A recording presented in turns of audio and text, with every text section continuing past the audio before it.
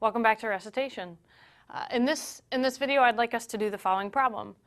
I want us to show that the function, if I integrate x to the n e to the minus x from 1 to infinity, that actually converges for any value of n.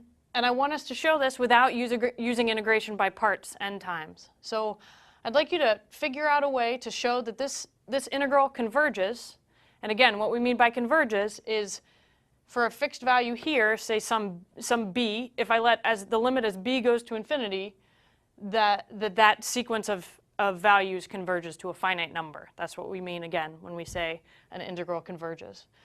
Ultimately, we want to show this is finite. So show this is finite without using integration by parts n times. So I'll give you a little while to work on it, and then I'll be back and I will show you how I did it.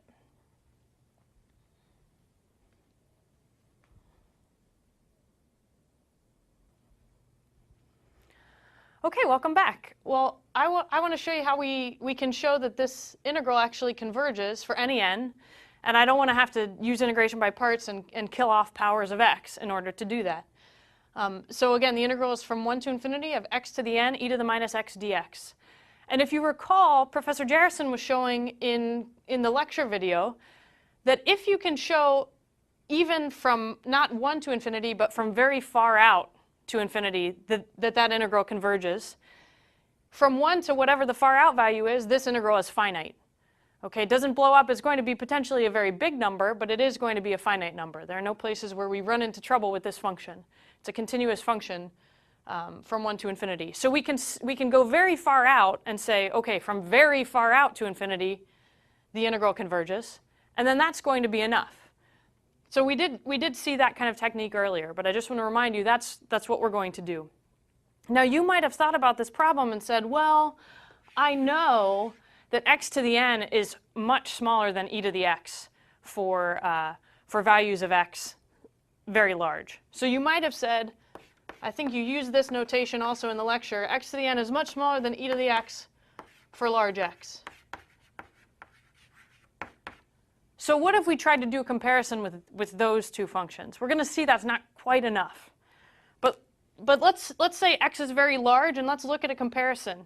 If I say the integral from, say, some very large r to infinity of x to the n e to the minus x dx is certainly going to be much smaller than the integral from big R to infinity of e to the x times e to the minus x dx. And you think, well, you know, that's a pretty good first step. I'm doing all right. But what happens here? What's e to the x times e to the minus x? It's e to the x plus negative x. So it's e to the 0, so it's 1. So this is integrating the constant 1. Well, the constant 1 from r to infinity, think of that. It's the line y equals 1 from r to infinity. It's an arbitrarily long rectangle. That's got a lot of area. It's got infinite area. So this integral diverges. That doesn't mean this one diverges, right? Because this one's smaller than that one. So this one here could still converge even though this integral diverged. Again, let me remind you, why does this integral diverge? Because this is actually equal to 1. If I integrate 1 from r to infinity, I get something infinite. So you might have started with that, but that's not quite good enough, right? What is going to be good enough is if I pick any constant in front of this n, I can put any constant in front of this n I want bigger than 1, and that's going to help us out.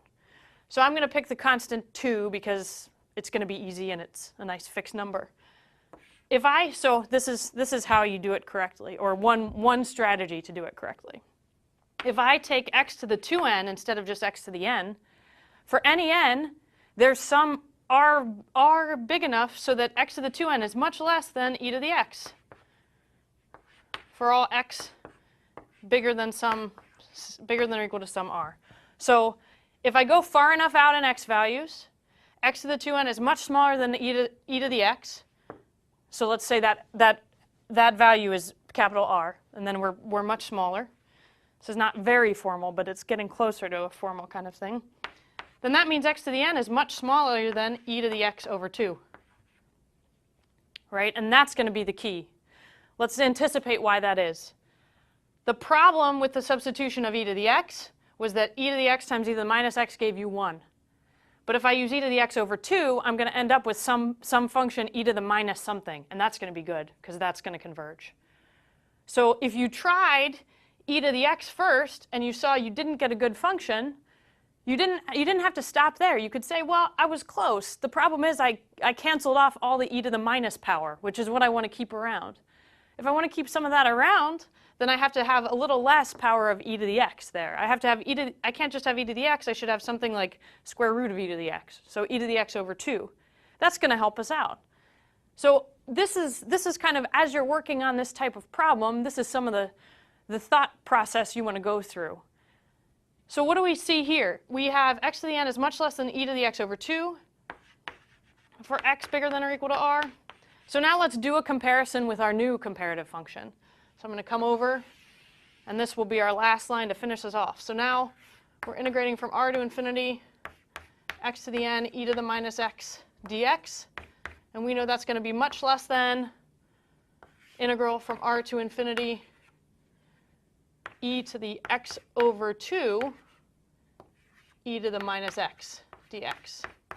And now let's figure out what this is. E to the minus x plus x over 2 is e to the minus x over 2.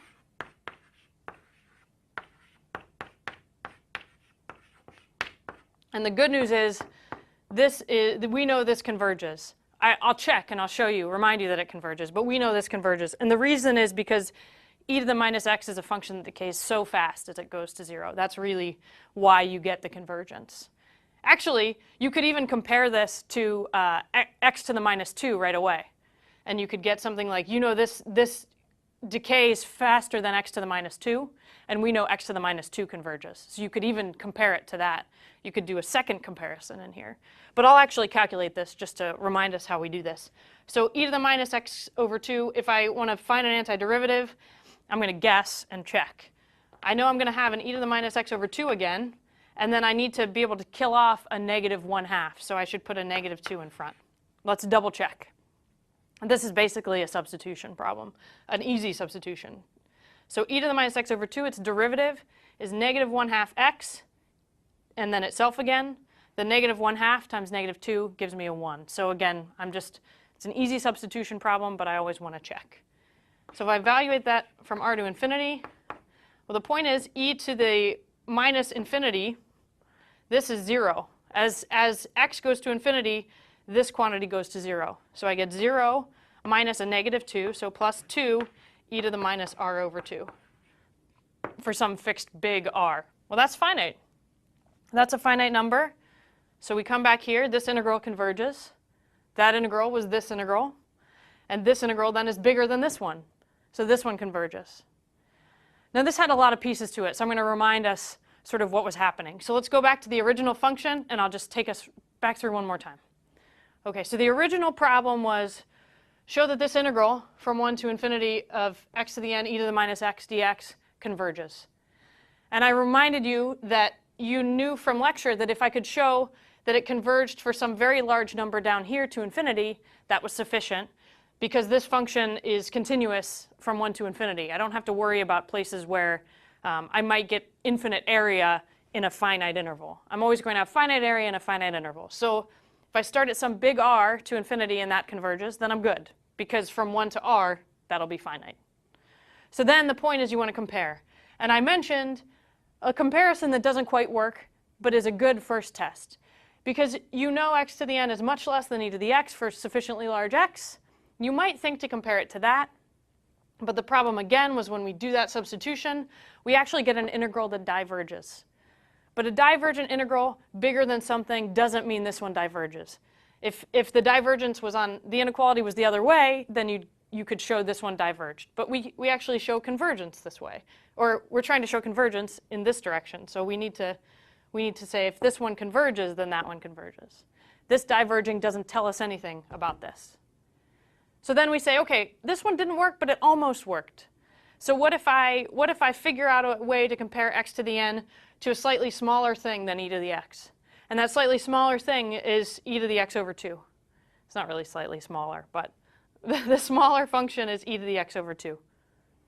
Okay, and this is a way to think about how that works, is that for any power of x to the 2n, I can still get it smaller than e to the x for some sufficiently large number. Okay. And you don't even have to think about these r's as being the same. I can change them. I can make this bigger. This doesn't compare to this problem also, so don't be confused by those two r's. Okay, so then we found something we wanted to compare x to the n with. Then we come back over here, and we actually see that we get a good comparison because we're able to see that the integral on the right-hand side converges. This integral is bigger than this integral.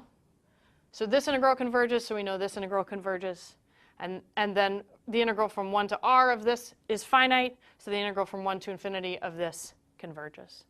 And that's sort of the strategy for doing these types of problems. Okay, that's where I'll stop.